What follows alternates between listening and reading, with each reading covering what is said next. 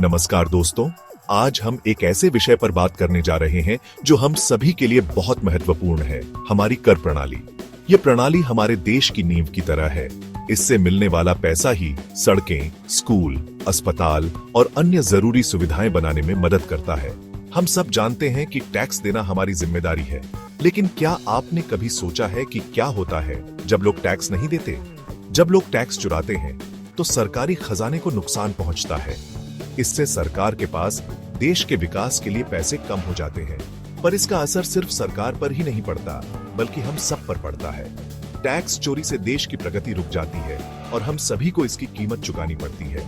Tax का सही और समय पर भुगतान करना न केवल हमारी जिम्मेदारी है, बल्कि यह हमारे देश की प्रगति और विकास के लिए भी आवश्यक है। जब हम टैक्स देते हैं तो हम अपने देश के भविष्य में निवेश कर रहे होते हैं।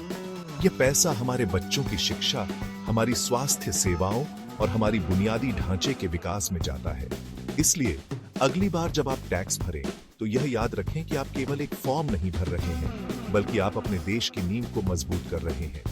टैक्स का सही उपयोग हमारे देश को मजबूत और समृद्ध बनाता है। यह हमारे समाज को बेहतर बनाता है और हमें एक उज्जवल भविष्य की ओर ले जाता है।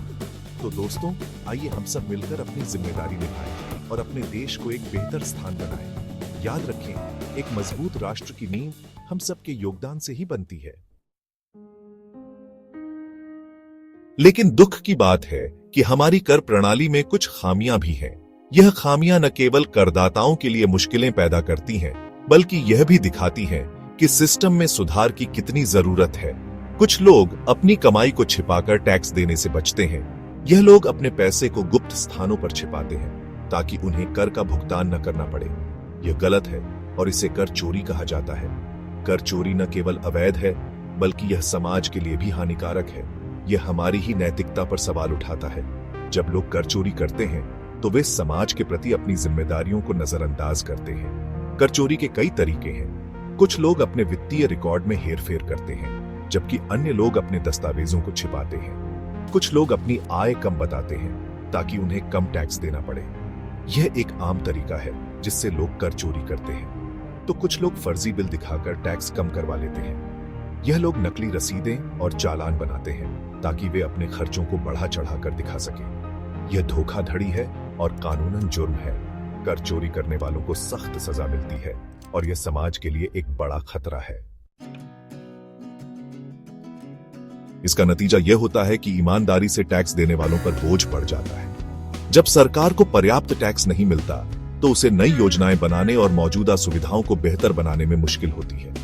इससे गरीबी, बेरोजगारी और अशिक्षा जैसी समस्याएं और बढ़ जाती हैं। इसलिए हमें समझना होगा कि कर चोरी करना सिर्फ एक वित्तीय अपराध नहीं है, बल्कि यह देश के प्रति हमारे कर्तव्य का भी निरादर है। Section 4, a web of deceit. कर चोरी में अक्सर भ्रष्टाचार भी शामिल होता है। कभी कभी कुछ अधिकारी रिश्वत लेकर लोगों को टैक्स चोरी में मदद करते हैं। यह और भी गंभीर मामला है क्योंकि इससे सिस्टम में ही भरोसा उठ जाता है।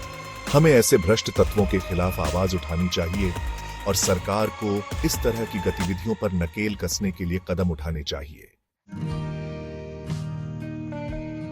Section 5, Towards a Stronger Future. This section is dedicated to envisioning a future where every citizen plays a crucial role in building a stronger nation. A future where unity, integrity, and responsibility are the cornerstones of our society. हमें याद रखना चाहिए कि एक मजबूत राष्ट्र के लिए एक मजबूत कर प्रणाली बहुत जरूरी है।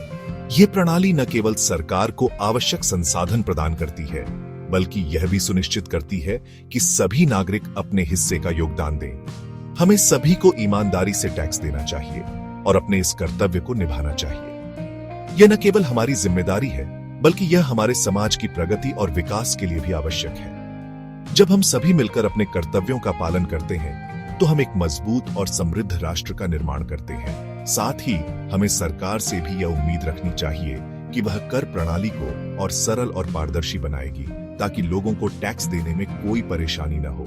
एक पारदर्शी और सरल कर प्रणाली से न केवल नागरिकों का विश्वास बढ़ता है, बल्कि यह भी सुनिश्चित होता है कि सभी लोग अपने कर्तव्यों का पालन करें। आइए हम सभी मिलकर एक ऐसे भारत का निर्माण करें जो न्याय संगत, समृद्ध और सशक्त हो। धन्यवाद। एक ऐसा भारत जहां हर नागरिक को समान अवसर मिले और हम सभी मिलकर एक उज्जवल भविष्य की ओर बढ़े। धन्यवाद।